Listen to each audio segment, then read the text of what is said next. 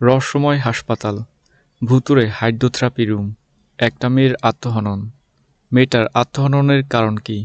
একে একে হাসপাতালের স্টাফ মারা যাচ্ছে, বুঝে ওঠাই যাচ্ছে না কে এই খুনগুলো করছে, মানুষ নাকি আত্মা। সবকিছু মিলিয়ে ব্যাপারটা জটিল হয়ে উঠেছে। গুজব আছে যে কয়েক বছর আগে একজন নার্স আত্মহত্যা করেছিল। এক রাতে লম্বা চুলওয়ালা এক রহস্যময় রোগী হাসপাতালে আসে এবং একজন নার্সকে ভয় দেখায়। তারপর তার সাথে অদ্ভুত অদ্ভুত ঘটনা ঘটে। তো এটা একটা ইন্দোনেশিয়ান সত্যি ঘটনা। মুভিটার নাম হচ্ছে ল্যাম্বা ইয়ন।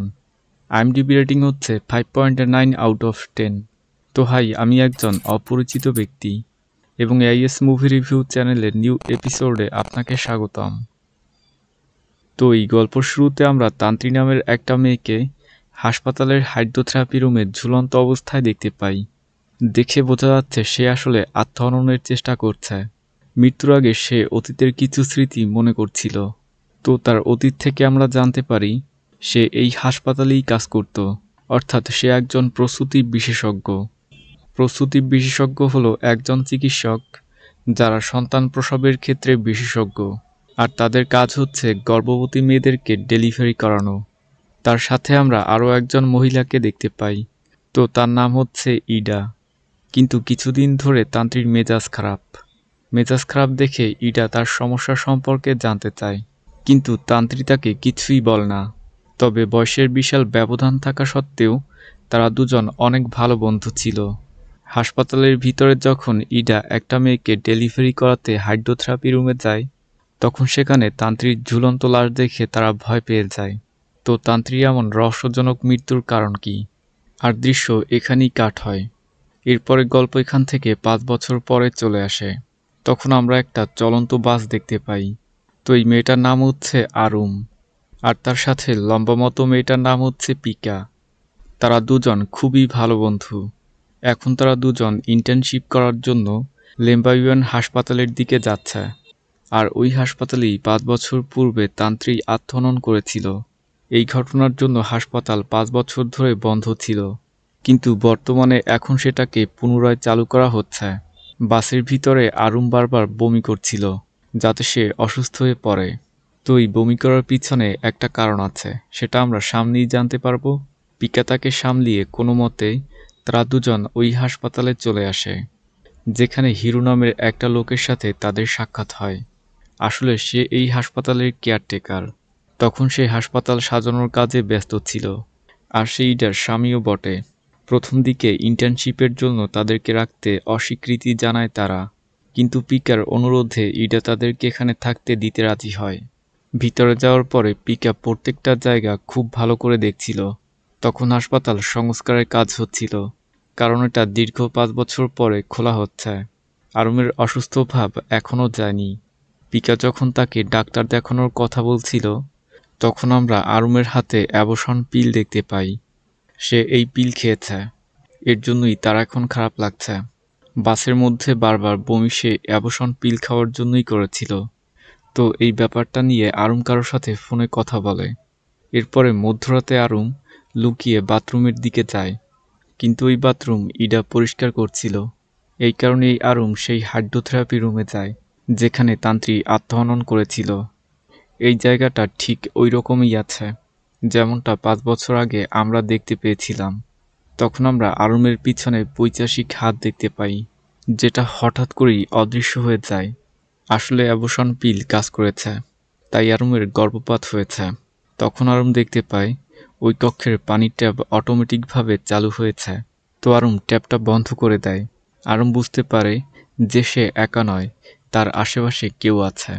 তবে নেগেটিভ এনার্জির সাথে দেখা হওয়ার আগেই সেখানেই ইডা চলে আসে। ইডা তখন বলে এই রুমটা বন্ধ করে দেওয়া হয়েছে। তারপর তারা দুজনে সেখান থেকে চলে যায়। তো পরদিন যখন তারা দুজন ডক্টর টিটোর সাথে কথা বলে, তখন ডক্টর তাদেরকে এখানে থাকার পারমিশন দিয়ে দেয়। তবে তখনই ডক্টর তাদেরকে সতর্ক করে দেয়, যেহেতু হাসপাতালটা ভুতুড়ে বলে গুজব আছে, তাই তারা এখান থেকে যখনই ইচ্ছা তখনই চলে যেতে পারে, আর এখানে তাদেরকে গাইড করার মতো কেউ নেই। তো তার এমন আচরণ দেখে বোঝা যাচ্ছে ডক্টর টিটো অনেক ভালো মনের মানুষ। তখন সেখানে আয়ু চলে আসে। তো আয়ু হচ্ছে টিটোর এক্স ওয়াইফ। সে একজন মনোরোগ বিশেষজ্ঞ। সে কিছুটা অদ্ভুতভাবে আরুমের দিকে তাকায় আর টিটোর কানে কানে কিছু একটা বলে সেখান থেকে চলে যায়। আর এই দৃশ্যটা খুবই গুরুত্বপূর্ণ। কেন গুরুত্বপূর্ণ সেটা শেষেই জানতে পারবেন। তারপর ধীরে ধীরে মানুষজন জানতে পারে যে লেম্পাইয়ন হাসপাতালটা পুনরায় চালু হয়েছে। এর জন্য সেখানে মানুষের ভিড় হয়। তারপরে একটা লোকতান্ত্রিক 5 বছর আগের কেসের সম্পর্কে ডক্টরের সাথে কথা বলছিল, যা পিকা শুনতে পায়। আর এই বিষয়টা পিকার কাছে খটকা লাগে, কিন্তু সে সেই দিকে তেমন খেয়াল করে না, বরং তার কাজ করতে থাকে। তারপরে আরুমের সাথে দেখা করতে তার বয়ফ্রেন্ড দিমাস চলে আসে। আর আরুম দিমাসের বাচ্চার মা হতে যাচ্ছিল। আরুম ওই সময় যাকে কল করেছিল সেটা দিমাস ছিল। আসলে আরুম দিমাসের সাথে অন্তরঙ্গ হয়েছিল। তারপর সে কনসেপ্ট করেছে। আর এই বিষয়টা দিমাসকে জানালে সে বাচ্চার দায়িত্ব নিতে চায় না। এর জন্য না চাইতেও আরুম অ্যাবর্শন করিয়েছে। কিন্তু দিমাস এই ব্যাপারটা একদমই হালকাভাবে নিয়েছে আর পুনরায় একবার আরুমের সাথে ঘনিষ্ঠ হতে চায়। তবে এবার আরুম বুঝতে পেরেছে দিমাস তার জন্য উপযুক্ত নয় আর তাকে এখান থেকে চলে যেতে বলে। এরপরে আমরা ডক্টরকে দেখতে পাই। তখন সে হিরো আর মমিনকে হাইড্রোথেরাপি রুমটা ঠিক করতে বলে। তো রাতে আমরা দেখতে পাই হিরু আরুমের রুমে একটা বেডশিট দিতে এসেছে, কিন্তু ও আরুমের দিকে খারাপ নজরে তাকায়। এরপরের দৃশ্যে আমরা আরুমকে কান্না করতে করতে বাথরুমের দিকে যেতে দেখতে পাই। তাকে দেখে এটা বোঝা যাচ্ছে হিরু তার সাথে খারাপ কিছু করেছে। কিছুক্ষণ পরে আরুম নিজেকে সামলিয়ে পেশেন্টের রুমে যায়, যেখানে টিটো তাকে লাস্ট পেশেন্টকে দেখতে বলে নিজে সেখান থেকে চলে যায়। সেই সময় পিকা তার সাথে গল্প করতে আসে। তবে সেখানে তারা দেখতে পায় তাদের কক্ষে একজন রহস্যময় পেশেন্ট এসেছে। তখন পিকা আরুমকে ডিস্টার্ব না করে সেখান থেকে চলে যায়। আর এইমাত্র যে পেশেন্টটা এসেছে সে হচ্ছে তান্ত্রী। আসলে এটা হচ্ছে তান্ত্রীর আত্মা। তখন তান্ত্রী বিচিত্রভাবে হাসতেছিল, যেন তার হাসির মধ্যে অনেক রহস্য ও কষ্ট লুকিয়ে রয়েছে। আরুম তাকে চেক করতে সামনের দিকে যায়। তখন তান্ত্রী আরুমের পেটে অদ্ভুতভাবে হাত বুলায়, যেন সে আরুমের অ্যাবর্শন সম্পর্কে বুঝতে পেরেছে। ঠিক এরপরই লাইট অফ হয়ে যায়। আরুম যখন ফোনের ফ্ল্যাশ লাইট অন করে তখন দেখে সেখানে তান্ত্রী নেই। এটা দেখে আরুম ভয়ে একদমই হিম হয়ে যায়। সে রুম থেকে বাইরে বের হওয়ার চেষ্টা করে, কিন্তু দরজা আপনা আপনি বন্ধ হয়ে যাচ্ছিল। আরুম তখন রুমের মধ্যে কাউকে দেখতে পায় না, কিন্তু হঠাৎ করে তখন তান্ত্রী তার ঘাড়ে উঠে বসে, যার কারণে আরুম অনেক বেশি ভয় পায় আর সে মাটিতে পড়ে চিল্লাতে থাকে। ঠিক তখনই সেখানে ডক্টর চলে আসে আর পরিস্থিতি নর্মাল হয়ে যায়। এরপরে আমরা মমিনকে দেখতে পাই। সে তখন ওই হাইড্রোথেরাপি রুমের বাথটাব ভাঙতে এসেছে, যার উপর তান্ত্রীর লাশ ছিল। পিছন থেকে হিরুকে দেখে মমিন ভয় পায়। যখন সে বাথটাব ভাঙবার চেষ্টা করে তখন সে নিজেই নিজের হাতে ব্যথা পাচ্ছিল আর বুঝতে পারে এখানে কোনো নেগেটিভ এনার্জির অস্তিত্ব রয়েছে, যার জন্য মমিন সেখান থেকে চলে যায়। কিন্তু হিরু একদমই অন্যরকম একটা মানুষ। সে এই ভূত প্রেত কিছুই বিশ্বাস করে না। তখন হিরুর কাছে একটা কল আসে আর জানতে পারে কারো জরুরি অ্যাম্বুলেন্সের দরকার আছে। তাই হিরু অ্যাম্বুলেন্স নিয়ে সেই জায়গার দিকে যেতে থাকে। ড্রাইভ করার সময় হিরু তার বন্ধুর সাথে পিকা আর আরুমকে নিয়ে বাজে বাজে কথা বলছিল। তো তার কথার মাধ্যমে আমরা জানতে পারি সে একজন খুবই চরিত্রহীন লোক। হিরু হঠাৎ করেই রাস্তায় বারবার তান্ত্রিককে দেখতে পায়। হতে পারে হাসপাতাল ওপেন করার জন্য তান্ত্রিক আত্মা মুক্তি পেয়েছে। এর জন্য হিরু অ্যাম্বুলেন্সের ব্যালেন্স হারিয়ে ফেলে এবং সে অ্যাক্সিডেন্ট করে আর সেখানে সে মারা যায়। এর পরের দিন হিরুর লাশ হাসপাতালে আনা হয়। তখন সবার অবস্থা ভয় খারাপ হয়ে যায়। তবে সবচেয়ে ধাক্কা আরুমের লাগে। সে সাইডে গিয়ে কাঁদছিল। তখন তার কাছে পিকা চলে আসে। আরুমের কথার মাধ্যমে আমরা এটা জানতে পারি গতদিন রাতে যখন হিরু আরুমের রুমে গিয়েছিল তখন হিরু তার পিছন স্পর্শ করেছিল আর সে আরুমের সাথে খারাপ কিছু করতে চাইছিল। কিন্তু আরুম সেখান থেকে কাঁদতে কাঁদতে বেরিয়ে বাথরুমে চলে আসে। আর এই দৃশ্যটা আমরা আগে দেখেছি। বাথরুমে বসে আরুম মনে মনে এটা উইশ করছিল যে হিরুর মতো চরিত্রহীন মানুষের মরে যাওয়া উচিত। আর সেই দিন রাতেই হিরু অ্যাক্সিডেন্ট করে মারা গিয়েছে।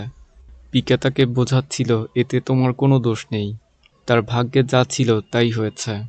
এরপরে আমরা মমিনকে দেখতে পাই। হিরুর মৃত্যুর কারণে সে অনেক চিন্তিত ও ভীতু হয়ে আছে, যা দেখে ইডা তাকে অনুপ্রেরণা দেয়।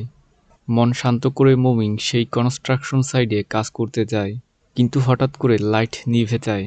হঠাৎ করেই মমিন কাঠের জুতার শব্দ শুনতে পায়। পুরো হাসপাতালে এই কাঠের জুতা একমাত্র তান্ত্রীই পরত, আর এটা মমিনও জানত। এরপরে তান্ত্রী মমিনকে ভয় দিতে শুরু করে। তো মমিন পালাতে পালাতে একটা নদীর কাছে চলে আসে। নদীর ওপারে যাবার জন্য সেখানে একটা গাছের গুঁড়ি পড়েছিল। মমিন তাড়াহুড়ো করে নদীটা পার হচ্ছিল, কিন্তু হঠাৎ করেই সে নদীতে পড়ে যায়। সাঁতার কেটে সে কোনো মতে নদীর কিনারায় চলে আসে। সকাল নাগাদ সে বাড়িতে পৌঁছায়। সেখানে বসে সে অনেক বেশি কান্না করতে থাকে। তখন আমরা একটা পাস্ট দেখতে পাই, যেখানে মমিন আর হিরু তান্ত্রীর লাশ ঝুলিয়ে রাখছে। এরপরে মমিন নিজেই নিজেকে বলছিল, এই কাজ সে শুধু টাকার জন্য করেছে। এখন এটা স্পষ্ট যে তান্ত্রিককে খুন করা হয়েছে। এই কারণেই তান্ত্রীর আত্মা হিরু আর মমিনের পিছনে পড়ে আছে। মমিন নিজেই বিবেকের কাছে হেরে গিয়েছে, তাই সে সবকিছু ইডার কাছে বলতে চাচ্ছে। কিন্তু মমিন আসার শব্দ পেয়ে ইডা রুমের ভিতরে চলে যায়, যেখানে কনস্ট্রাকশনের কাজবাজ হচ্ছিল। সেখানে গিয়ে দেখতে পায় সেখানে কেউ নেই। এর মানে হচ্ছে সে তান্ত্রিক জালে ফেঁসে গিয়েছে। এরপর তার পিঠে মেঝে পলিশ করার মেশিন চালিয়ে দেয়, যার ফলে মমিনের পুরো পিঠ থেতলে যায় এবং প্রচুর রক্তপাত হয়, আর সে স্পটে মৃত্যুবরণ করে। আরুম আজও কোনো না কোনো কারণে কাঁদছে, যা দেখে পিকা আরুমকে শান্ত করে। আরুম এখানে ইন্টার্নশিপ করতে চাচ্ছিল না, যা শুনে পিকা ওকে বোঝানোর চেষ্টা করে আর বলে, আমাদের পরিবার আমাদের সফলতার দিকে তাকিয়ে রয়েছে, তাই তাদের আশা ভেঙে ফেলা ঠিক হবে না। ওই দিন মাঝরাতে পিকার যখন ঘুম ভেঙে যায়, তখন দেখতে পায় আরুম ঘুমের ভিতরে গোংড়াচ্ছে। ঘুম ভেঙে গেলে আরুম পিকাকে জড়িয়ে ধরে আর বলতে থাকে, ওই দিন রাতে তার কাছে যে পেশেন্টটা এসেছিল সেটা কোনো মানুষ ছিল না, সেটা বরং প্রেতাত্মা ছিল। এবং আজও আরুমের বিছানার নিচে ওই প্রেতাত্মাকে দেখা যায়, এবং ঘুমন্ত অবস্থায় সে তার লম্বা জিভ দিয়ে আরুমকে চাটতে থাকে। আর এখন তারা দুজন এটারই ব্যাপারে কথা বলছিল।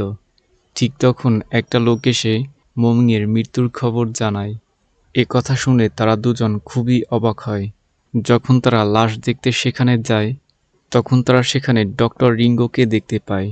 আর ডক্টর রিঙ্গো অদ্ভুতভাবে কিছু একটা ভাবছিল। রিঙ্গো তখন ইডার সাথে কথা বলতে সেখান থেকে চলে যায়।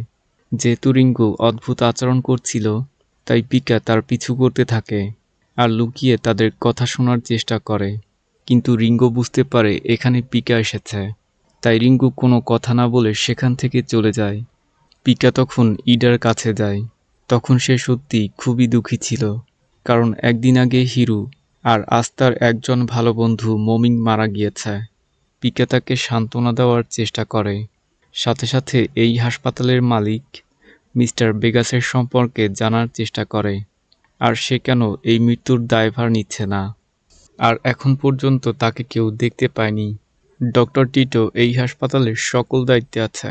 ইডা এই ব্যাপারে কিছুই জানে না, তাই সে কোনো উত্তর দিতে পারছে না। এরপরে পিকা বেগাসের সম্পর্কে গুগলে সার্চ করে, কিন্তু গুগল থেকে সে কোনো কিছুই জানতে পারে না। মনে হচ্ছিল মালিক যেন বাতাসে মিলিয়ে গিয়েছে। এরপর যখন ও বাড়িতে যায় তখন দেখতে পায় ডিমাস সেখান থেকে বাইক নিয়ে চলে যাচ্ছে। আর সেই সময় আরুম অনেক বেশি ঘাবড়েছিল, কারণ ডিমাস তার সাথে জবরদস্তি করতে এসেছিল।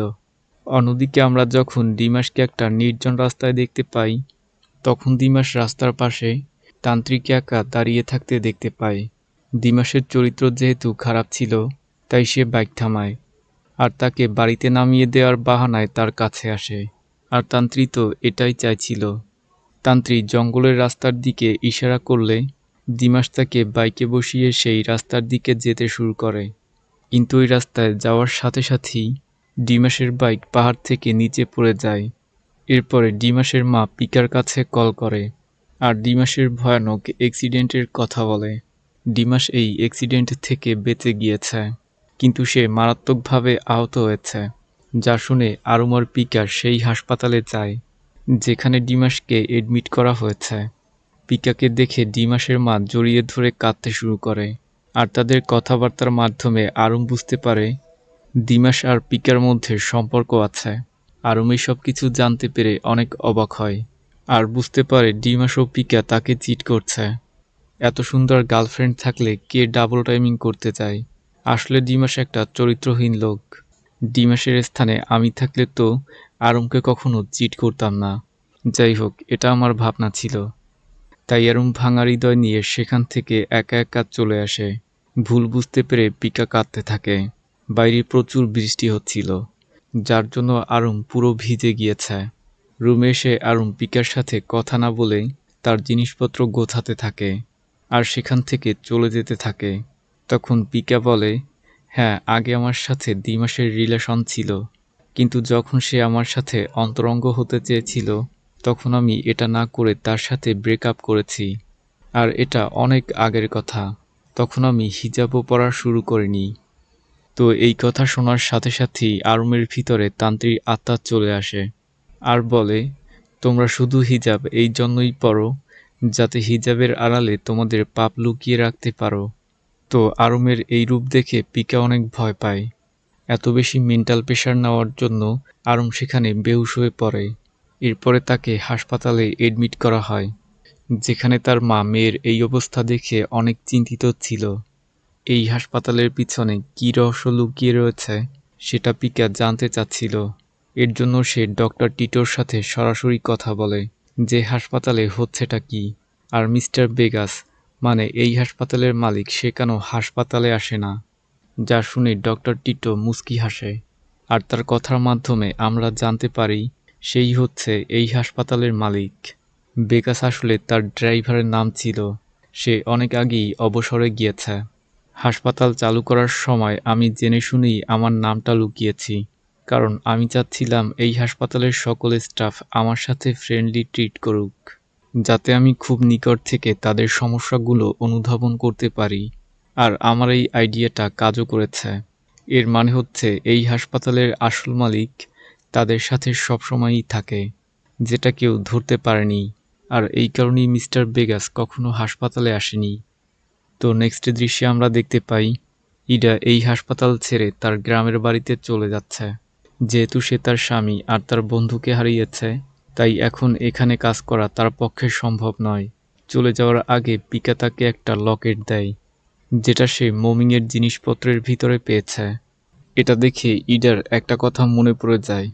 যখন মমিং কোনো ভুল করত, তখন সে লকেটের ভিতরে একটা চিরকুট লিখে ভুলগুলো তাকে জানাতো।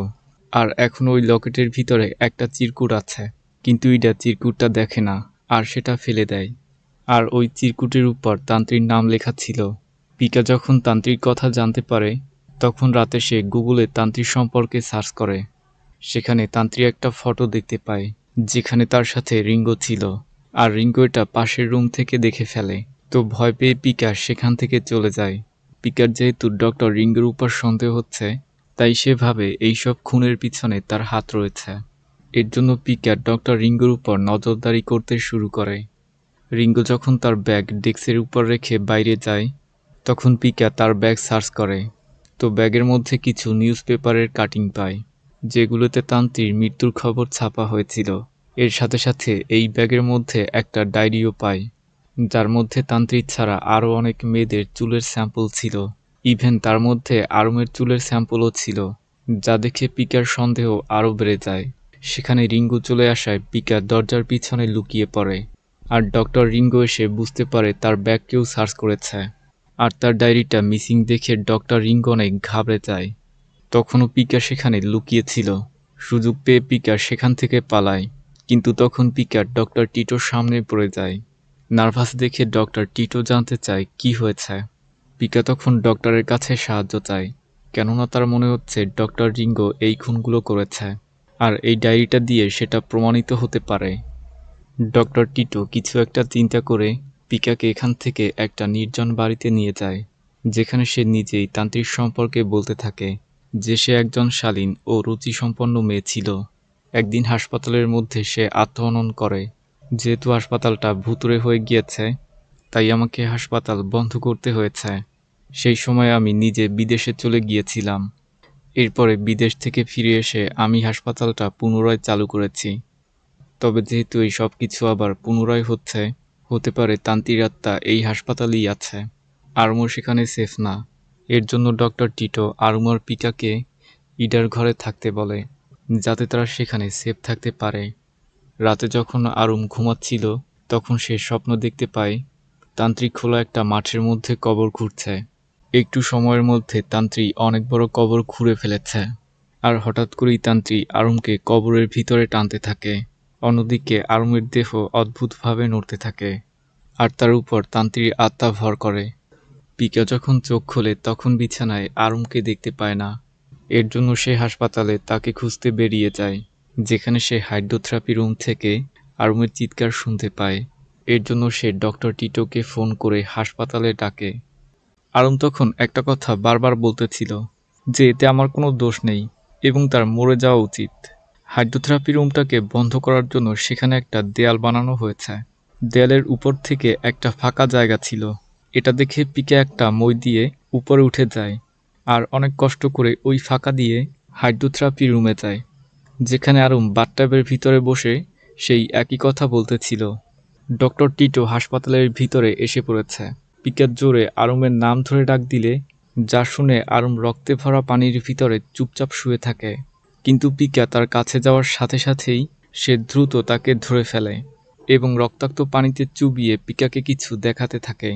তার সাথে সাথেই পিকা ৫ বছর আগে পৌঁছে যায়, যেখানে তান্ত্রিক জীবিত ছিল। আর এখানেই এই মুভিটার আসল রহস্য উন্মোচন হয়। শুরু থেকেই তান্ত্রির উপর ডক্টর টিটোর বদনজর ছিল। এর মানে হচ্ছে সে এতদিন ধরে সবার সামনে ভালো সাজার ভান করেছে। একদিন সে তান্ত্রিক ড্রিঙ্কসের সাথে কিছু একটা মিলিয়ে দেয়, যাতে তান্ত্রিক বেহুশ হয়ে যায়। তারপরে সে তান্ত্রিক সাথে খারাপ কাজ করে। ইভেন সে তান্ত্রিককে হুমকি দেয়, যদি তুমি এই ব্যাপারে কাউকে কোনো কিছু বলো, তাহলে আমি তোমাকে মেরে ফেলবো। মূলত এটাই হচ্ছে আসল কারণ যার জন্য তান্ত্রিক সবসময় ডিপ্রেস থাকতো। সে এটার সম্পর্কে ইডাকে বলতে চেয়েছিল, কিন্তু সে বলতে পারেনি। যখন টিটো জানতে পারে সে এই ব্যাপারটা ইডার সাথে শেয়ার করতে চেয়েছিল, তখন টিটো ওই হাইড্রোথেরাপি রুমের বাথটাবের পানিতে চুবিয়ে তান্ত্রিককে মেরে ফেলে। এরপর হিরো আর মমিংয়ের সাহায্যে তান্ত্রিককে এমনভাবে ঝুলিয়ে দিয়েছে, যা দেখে সবাই মনে করে তান্ত্রিক আত্মহনন করেছে। তান্ত্রিককে ঝুলিয়ে দেওয়ার পর তান্ত্রিক জীবিত ছিল। গলায় ফাঁস দেওয়া অবস্থায় যেহেতু তান্ত্রিক মারা গিয়েছে, তাই সবাই মনে করে সে আত্মহনন করেছে। তো এখন আমরা জানতে পারলাম যে তান্ত্রিক মৃত্যুটা কিভাবে হয়েছে। এর সাথে সাথে এটাও বুঝতে পারলাম হিরো ও মমিনকে কেন তান্ত্রিক আত্মা মেরে ফেলেছে। এরপর দৃশ্য বর্তমানে চলে আসে। আরুম এখনও পিকাকে পানিতে চুবিয়ে রেখেছে। তখন ডক্টর টিটো দেয়াল ভেঙে ভিতরে ঢোকে আর আরুমকে থাপ্পড় মেরে বেহুশ করে দেয়। তখন পিকা টিটোর সামনে নর্মাল থাকে, যেন সে কিছুই জানে না, আর আরুমকে সাপোর্ট দিয়ে সেখান থেকে চলে যেতে থাকে। তখন আরুম বিড়বিড় করে বলতে থাকে যে ডক্টর টিটো তার সাথে জবরদস্তি করেছে, অর্থাৎ আরুমের সাথে জোর করে খারাপ সম্পর্ক করেছে। আর পরবর্তীতে সে একইভাবে আরুমকে হুমকি দিয়েছে যে এটা কাউকে বলবে না, বললে তোমাকে মেরে ফেলবো। তো তারা যখন সেখান থেকে চলে যাচ্ছিল, তখন ডক্টর টিটো বুঝতে পারে যে আরুম পিকাকে কি বলেছে। তাই ডক্টর টিটো আরুমকে মেরে ফেলার চেষ্টা করে। তখনই সেখানে রিঙ্গো চলে আসে, আরেকটা তার দিয়ে ডক্টর টিটোর গলায় প্যাঁচ দেয়। তাতে সে বেহুশ হয়ে যায়। ভুল বুঝতে পেরে পিকা তার কাছে ক্ষমা চায়। এখন আমরা এটা জানতে পারি আসলে তান্ত্রিক রিঙ্গোর গার্লফ্রেন্ডের ছিল। তারা একে অপরকে অনেক ভালোবাসত। দুজনে ইচ্ছাকৃতভাবে ঘনিষ্ঠ হয় আর তান্ত্রিক প্রেগনেন্ট হয়। তারা খুব তাড়াতাড়ি বিয়ে করতে যাচ্ছিল। এর জন্যই তান্ত্রিক আরুমের বডি ইউজ করেছে, কারণ তান্ত্রিক আত্মা জানত সে প্রেগনেন্ট ছিল। কিন্তু যখন আরুম গর্ভপাত করে, তখন তান্ত্রিক আত্মা অনেক দুঃখ পায়। তো সেই থেকে ডক্টর রিঙ্গো তান্ত্রিক মৃত্যুর কারণ খুঁজে বেড়াচ্ছে, কারণ সে জানত তান্ত্রিক কখনো আত্মহত্যা করতে পারে না। তাই সে বিভিন্ন মেয়েদের চুলের স্যাম্পল তার কাছে রেখেছে, যাতে সে কোনো ক্লু পেতে পারে। যখন তারা একে অপরের সাথে কথা বলছিল, তখন পিছন থেকে ডক্টর টিটো উঠে দাঁড়ায় আর ডক্টর রিঙ্গোকে সার্জিক্যাল টুলস দিয়ে স্ট্যাব করে আর বলতে থাকে, তান্ত্রিক পেটের বাচ্চা আমার ছিল, তোমার নয়। এবার আমরা বুঝতে পারলাম যেহেতু ডক্টর টিটো বেহুশ করে তান্ত্রিক সাথে ঘনিষ্ঠ হয়েছিল, সেই থেকেই সে বাচ্চা কনসেপ্ট করেছে, যেটা ডক্টর রিঙ্গো জানত না। তখন পিকা আরুমকে বাঁচাতে এই রুম দিয়ে বাইরে যেতে থাকে। ডক্টর টিটো মেডিকেল টুলস হাতে নেয় আর তাদের পিছু করতে থাকে। বাইরে এসে তারা একটা জায়গায় লুকিয়ে পড়ে, কিন্তু টিটো সেখানেও চলে আসে আর বলতে থাকে, আসলে আমি সবার আগে আমার বাবাকে হত্যা করেছি। সে একজন ধর্ষক ছিল। সে আমার মায়ের সাথে জোর করে শারীরিক সম্পর্ক স্থাপন করত। তাই আমি মদে বিষ মিশিয়ে আমার বাবাকে মেরে ফেলেছি। তারপর থেকেও আমিও আমার বাবার মতো হয়ে গিয়েছি। এবার বুঝতে পারলাম তার এক্স ওয়াইফ তাকে কেন ডিভোর্সে দিয়েছে। দৃশ্য বর্তমানে আসলে পিকা টিটোর সাথে লড়াই করার চেষ্টা করে। যখন টিটো তাকে জানে মেরে ফেলতে যাবে, তখন সেখানে ইডা চলে আসে, কারণ সে গ্রামের বাড়িতে ফিরে যায়নি আর ডক্টর টিটোকে স্ট্যাপ করে, যাতে ডক্টর টিটো অনেক আহত হয়। অন্যদিকে আমরা ডক্টর রিঙ্গোকে দেখতে পাই। সে এখনও জীবিত আছে। ক্ষতস্থান ড্রেসিং করে সে হাইড্রোথেরাপি রুমের বাথটাব ভাঙতে থাকে। ইডা যখন আরুমের কাছে যায়, তখন ইডা বুঝতে পারে আরুমকে এখনও তান্ত্রীর আত্মা বশ করে রেখেছে।